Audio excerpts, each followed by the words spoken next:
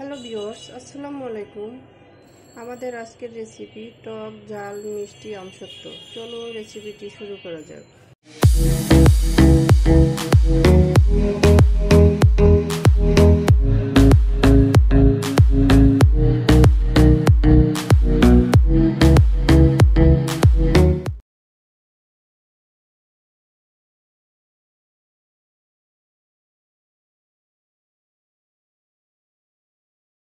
শুরুতেই দেখে নিচ্ছি এটা তৈরি করতে কি কি উপকরণ লাগছে। এখানে মেইন উপকরণ হিসেবে আমরা পাকা আম নিয়ে নিয়েছি আর একটা কাঁচা আম নিয়ে নিয়েছি।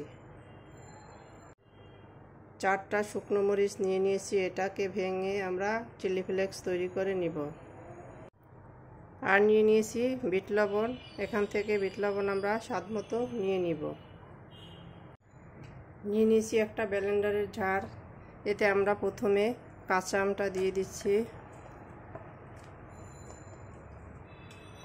কাঁচা আমটা প্রথমে আমরা ব্লেন্ড করে নিব। তো ফিরে আসছি এটা ব্লেন্ড করে। দেখতেই পাচ্ছেন কাঁচা আমটাকে আমি একটা মিহি পেস্ট করে নিয়ে নিয়েছি। এখন দিয়ে দিব পাকা আমগুলো। এটা আপনারা চাইলে প্রথমে সিদ্ধ করেও নিতে পারেন, আর যদি আপনাদের আমে আঁশ থাকে তাহলে আপনারা এটাকে সিদ্ধ করে চেলে নেবেন। আমার আমে আঁশ নেই, তাই আমি এটা শুরুতেই ব্লেন্ড করে রান্না করে নিব। তো আবার ফিরে আসছি এগুলো ব্লেন্ড করে। আমাদের সব আমগুলো ব্লেন্ড করা হয়ে গেছে। এখন আমরা চলে যাব কিচেনে গিয়ে একটা প্যানে এগুলো ঢেলে নেব। তো চলুন কিচেনে যাওয়া যাক। কিচেনে এসে একটা প্যান বসিয়ে এতে এই লিকুইডটা ঢেলে দিয়েছি।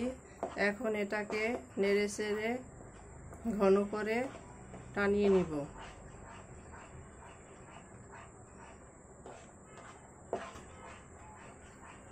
এটাকে অনবরত নাড়তে হবে, নাহলে তলানিতে লেগে নিচের অংশটা শক্ত হয়ে যাবে।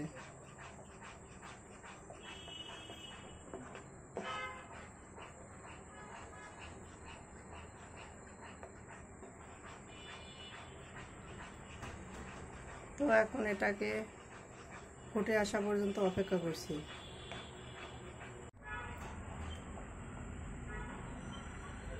তো বন্ধুরা দেখতেই পাচ্ছেন এটা খুব বেশি ছেটাফোটা করতেছে, এটা অনবরত নাড়তে হবে।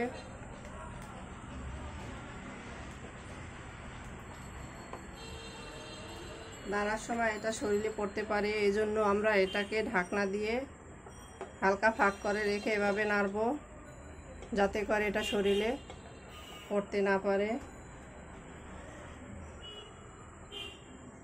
তো এইভাবে আমরা নাড়তে থাকবো। তো ফিরে আসছি এটা কিছুটা ঘন হওয়ার পরে। ঢাকনাটা তুলে নিচ্ছি। দেখতেই পাচ্ছেন অনেকটা ঘন হয়ে আসছে। চুলা আঁচটা একটু কমিয়ে দিচ্ছি। এখন এর ভিতরে দিয়ে দিব চিলি ফ্লেক্স।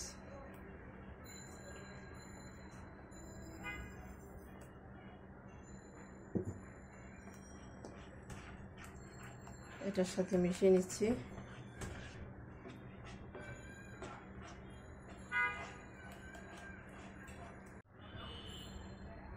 দিয়ে দিচ্ছি বিট লবণ।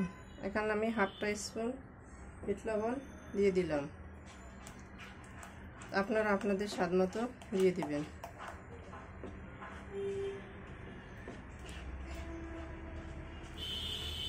এটাকে আরও কিছুক্ষণ জাল করে আরও কিছুটা টাইট করে নিব।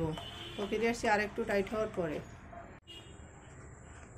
রেডি আমাদের আমসত্ত্বার টক ঝাল মিষ্টি ডো। দেখতেই পাচ্ছেন কতটা ঘন হয়ে আসছে। এখন এটাকে একটা সার্ভিং ডিশে ঢেলে নিব।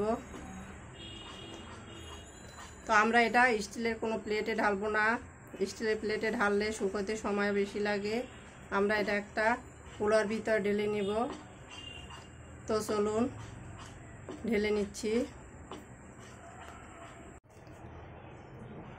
আমরা একটা কুলো নিয়ে নিয়েছি, এর উপর দিয়ে দিচ্ছি কিছুটা তেল।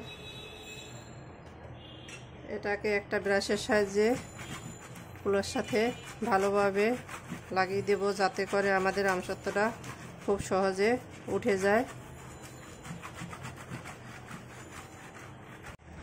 আমসত্ত্বটা কুলোর উপরে দিলে তাড়াতাড়ি শুকাবে, শুধু তাই নয় এটা দেখতে অনেকটা সুন্দর হবে। দেখতেই পাচ্ছেন কুলোটা যেভাবে বোনা আছে, এই ডিজাইনটা আমসত্ত্বার উপরে পড়বে, তাতে এটা দেখতে অনেকটাই ভালো লাগবে, সুন্দর একটা ডিজাইন হবে। তো এখন ঢেলে নিব এটার উপরে। আমাদের আমসত্ত্বা কুলোর উপরে সেট করা হয়ে গেছে, দেখতেই পাচ্ছেন। এখন আমরা এটাকে শুকাতে দেব ফ্যানের নিচে, যেখানে সবসময় ফ্যানের বাতাস চলে এমন একটা জায়গা আমরা এটাকে রেখে দেব। এটা শুকাতে 2-3 দিন সময় লাগবে। আমরা এটাকে রৌদ্র ছাড়া শুকিয়ে নিব। তো ফিরে আসছি এটা শুকানোর পরে। ফিরে এলাম 3 দিন পরে। দেখতেই পাচ্ছেন আমাদের আমসত্ত্ব রেডি। এটা খুব সহজে উঠে যাচ্ছে।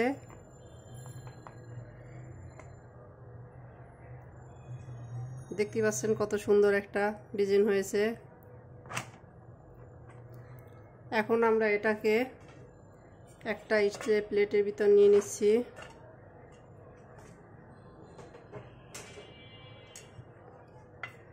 এটা আমরা এখন ইচ্ছে মতো শেপ দিব, শেপ দিয়ে কেটে নিব। তারপর এটাকে শার্প করে নিব। তো ফিরে আসছি শার্প করে নিলাম। আমরা আমাদের পাকা আমের টক ঝাল মিষ্টি আমসত্ত্ব। দেখতেই পাচ্ছেন কতটা অসাধারণ হয়েছে। আমাদের রেসিপি ভিডিওটি ফলো করে আপনারাও তৈরি করে দেখবেন কেমন হয়েছে আমাদের রেসিপি ভিডিওটি। কমেন্ট সেকশনে জানিয়ে দেবেন। সাবস্ক্রাইব করে আমাদের পাশে থাকবেন। আল্লাহ হাফেজ।